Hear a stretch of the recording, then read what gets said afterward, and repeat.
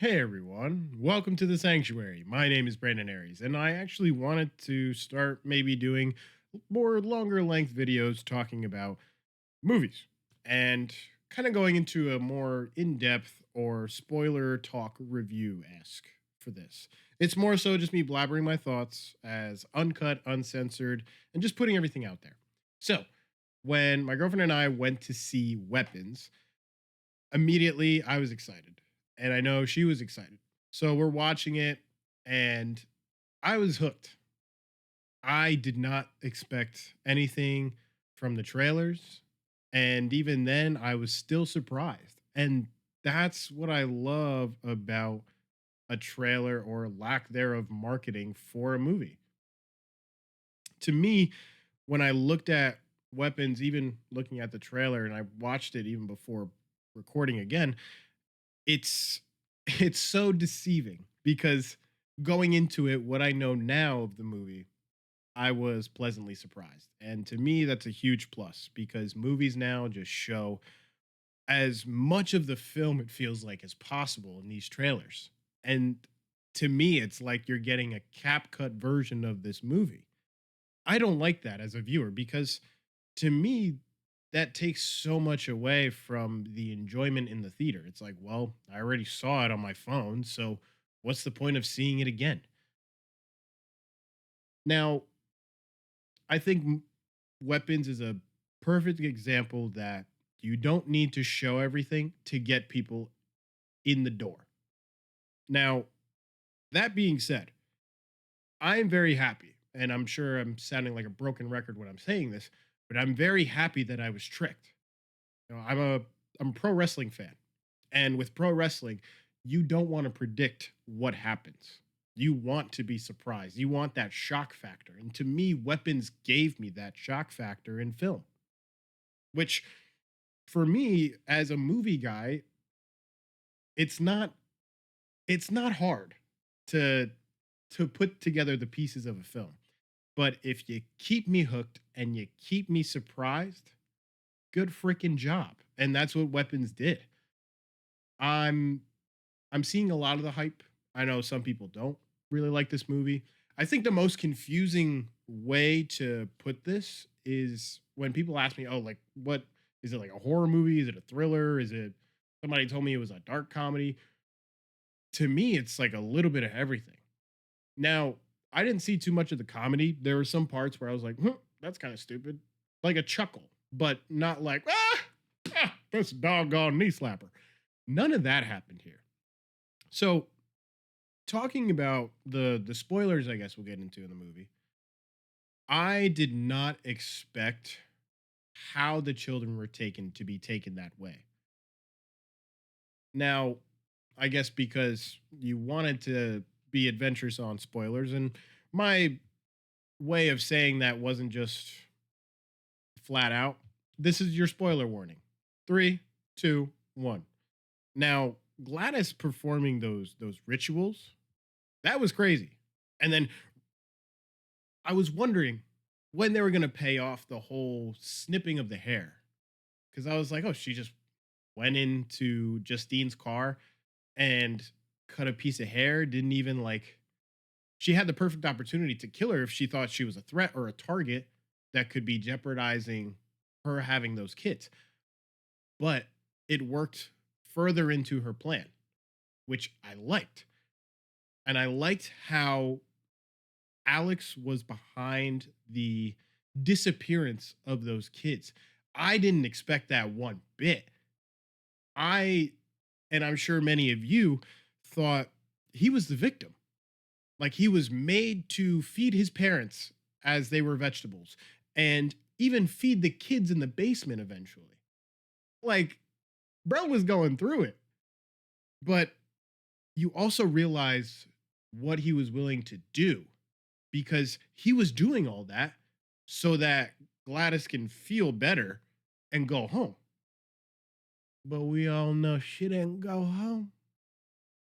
She got ripped apart. And it's like, yeah. And I know a lot of people were like, oh, but I didn't really feel like I learned a lot about her. That's the point. Because I already saw on Twitter that they're putting or they're trying to see about a prequel, and that will explain Gladys and a little bit of maybe if she's gone elsewhere and done this same sort of occurrence. Now, I feel like if you're going to go into the realm of talking about another occurrence prior to this one, I feel like there should have been some mention in this current film because if you're saying that there's a prior time that this happened, then there's going to be news about it. Unless a couple like 15, 20 kids just disappear annually in one classroom and the teacher's just like, I don't know where they went. No. So it's just one of those little elements that make me think about booking backwards. Now, booking backwards can be really easy so long as you're consistent and you have an idea, or it can be really messy and you have to constantly backtrack. And that's my fear when it comes to a movie coming and then they're like, oh, we're going to give you a prequel. Like, don't backpedal too much. Now, there's another thing that I really liked, and that was Josh Brolin. To think that Pedro Pascal was going to be in this film, I can't see it. I don't want to see it because to me, Josh Brolin did great. He convinced me. If Pedro Pascal was in this movie, I feel like the whole anxious, like, oh, I need to touch, I need to be touched. What are we doing? What you're gonna have the teacher constantly like rubbing your back? Hey, it's okay. I'm trying to find your kids too because I'm concerned. I'm their damn teacher. But Josh Brolin had this level of not just stoicism, but determination to find his kid. And it's like, hell yeah. So I thought it was kind of funny that he was sleeping on Batman sheets because he was sleeping in his son's room. Because to me, I always saw like his jawline as like so definitively Batman. And I think a lot of people would want to see Josh Brolin, maybe if he was younger, as a Batman. But I feel like now, like that's definitely way out of the cards. And I think even he knows it too. But there was one time he was looking in the car and I definitely saw Thanos for like a split second. And I was just thinking, like, perfectly balanced as all things should be. But it wasn't because the kids were still missing. Austin Abrams is like Zach Cregger's like guy, his go-to guy, kind of like Leo and Marty, um, Spike and Denzel, and Anton Fuqua and Denzel. So who's another one? Oh, Killian Murphy and Christopher Nolan. So I guess they're trying to make that package deal a thing into Hollywood. I'm all for it. Keep it going. Because I've always wanted that. Like I've always wanted to to see a duo rise like that in film. I think that's cool. I wanted that uh in a previous iteration of life and chapters, whatever. But things change. And I love movies, so we're just gonna keep talking about movie. Justine, now Julia Garner, as I said in my review, the non-spoiler one is 3 for 3 right now because she had, in my opinion, Wolfman, Fantastic Four, and now Weapons. So she's on fire right now. And I think even in this film, she really brought it as a strong lead. Even though it's not like she was constantly on screen, she was still a dominant role. I mean, the whole town, the whole community was like, this is definitely her doing. Like, it's her classroom. Everybody disappeared from just her classroom. Nobody even looked at the other person that was in the room, being Alex. So immediately all the blame went to her, and that you see the toll that it takes on her because she's just like always feeling attacked, always feeling on edge. Like she can't even walk to the liquor store or walk home. She's got to be like shy and protective of herself because everyone's like, oh, it was you, you're a witch. I mean, they even spray painted her car. Who else? Oh, Paul. Paul the policeman, played by young Han Solo.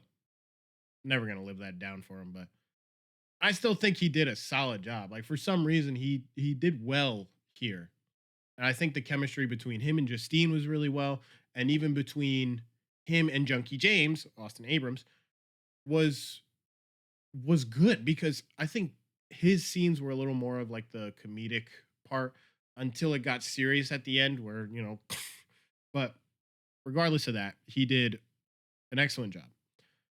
Now, the weapons, I feel like I'm saying now a lot. The weapons that were metaphorically either suggested or foreshadowed was done really well here. And my girlfriend and I kept pointing it out, like, weapon, weapons. Even from her seeing the trailer, even she was like, hey, this was a little demonic. Now, she's not into demonic stuff. Totally get that. Totally valid. Because some of it, oh. And even I wasn't expecting it to be demonic to this level. However, seeing this kind of gave me some Nope vibes. Nope, Get Out, all those. And I, I, I got to be honest, I really liked it. I liked it a lot. I liked that it wasn't what I expected. I liked how they kept the pace because even when I thought it was slow, I took consideration of the cinematography because there are a lot of shots there. What am I trying to say here? Where the subject was in front of you at all times, just like how I'm talking to you now. But things are happening in the background, and some are even coming in and out of the shot, like with the scene at the liquor store with Donna.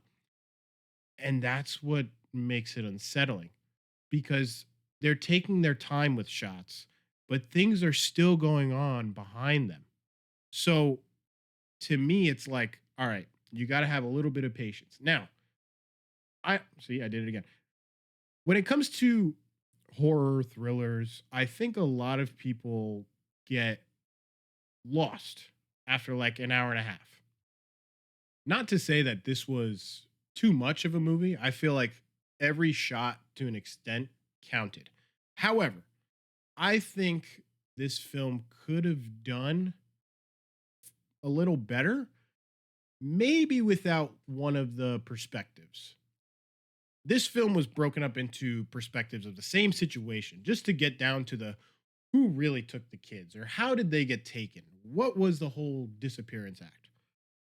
And I feel like one of the perspectives could have been cut. And I understand why they didn't cut them. And I'm not sure which perspective they could cut. But I feel like maybe if one of those perspectives weren't there, or if they were shortened, then I feel like it would make more sense. Like, I feel like, if anything, maybe Paul's perspective could have been taken out because to me, we didn't have to see the argument between him and Donna because he had an affair, well, was cheating on Donna with Justine. Anyway, the whole cheating with Justine and Donna just like bolting for Justine, I don't feel like we needed to see that perspective. I can understand the parts with Junkie James. I can understand his side of that. But at the same time, I felt like if that wasn't there, wouldn't be the end of the world. Anyways, Aunt Gladys. Damn, she was scary. Like, I remember the scene now. I feel like it's gonna be cinched in my brain. But when Alex is slowly opening the door to see where his Aunt Gladys is, and you just see her there, like, I was like, oh. I was quoting Nope. I was like, nope. And if that was me, I would have slammed that door. I'm out. See ya. Gone. But Alex is a damn trooper, man. He was like, I want this witch out of here. And then he Uno reverse cards her to get all the kids to go after her. Now, I wasn't, oh, I did it again. I wasn't expecting to see the kids absolutely rip her apart. Wasn't expecting that, but boy, was that cool. because it's kind of like fitting.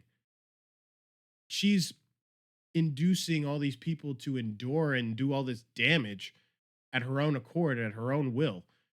And yet she's never felt an ounce of that pain. She's like, "Oh, I'm sick, and your parents aren't making me feel better. But get one personal item from all the kids in your classroom, and then I'll feel better." Even Alex is like, "Huh? But that, you know what? Will that make you go home? Fine, fine." And he locks in. Bro was on a mission, and he was slick with it too. And he's like, "You know what? Take this. Take it. Just as long as you get your ass home." And needless to say, she didn't make it home. And Alex doesn't even have his parents. Kind of sad. I don't remember. I mean, it's been a couple days already since I watched the movie, but I don't remember what they ended up doing with Alex's parents. I remember as what's Josh Brolin's name? I know the last name is like Graf. Um, but after Josh Brolin's character takes his son from the body of Gladys, you hear the child from the beginning saying like after a while some of the kids started to talk again. I think that could leave room for a possible sequel, just to see like the fallout and what happens maybe if somebody comes back, or you do the prequel and then get to the sequel, because I mean face it, it's Hollywood, so this could be a 5 or 6 movie franchise before we know it. But I hope it's not. I feel like the originality of this concept and how under wraps it felt with the marketing and the trailers, I think this should be kept pretty tight. Do a prequel, sure, maybe even another sequel, but don't overstay your welcome. And a good example I have of this is Squid Game. Squid Game knew that they weren't going to keep doing this forever. And what did they do? They ended at 3 seasons. Hell, it was basically two. Let's be real, because it was 2 games, right? So I think not just TV shows, but films also need to recognize when the welcome isn't there anymore. I think they need to see, hey, are we just pulling stuff out of our ass and just trying to make a check? Or are we bringing true, original, captivating stories to put asses in seats? That's the question I would be asking as a filmmaker, as a director, producer, head writer, whatever. Am I making something that's going to make a difference or impact the film scene? Or am I just going to make something to put some dollars and cents in my pocket? To me, Weapons is making an impact in film because of the lack of marketing, because of how hidden it was. It truly enriches your experience in the theater rather than just watching most of the movie on your phone from a trailer. So, those are my thoughts on Weapons. Again, I thought it was amazing, and it's probably one of the best movies of the year. So, take all that information what you will. Thanks for watching. And in case I don't see you, good afternoon, good evening, and good night. Peace.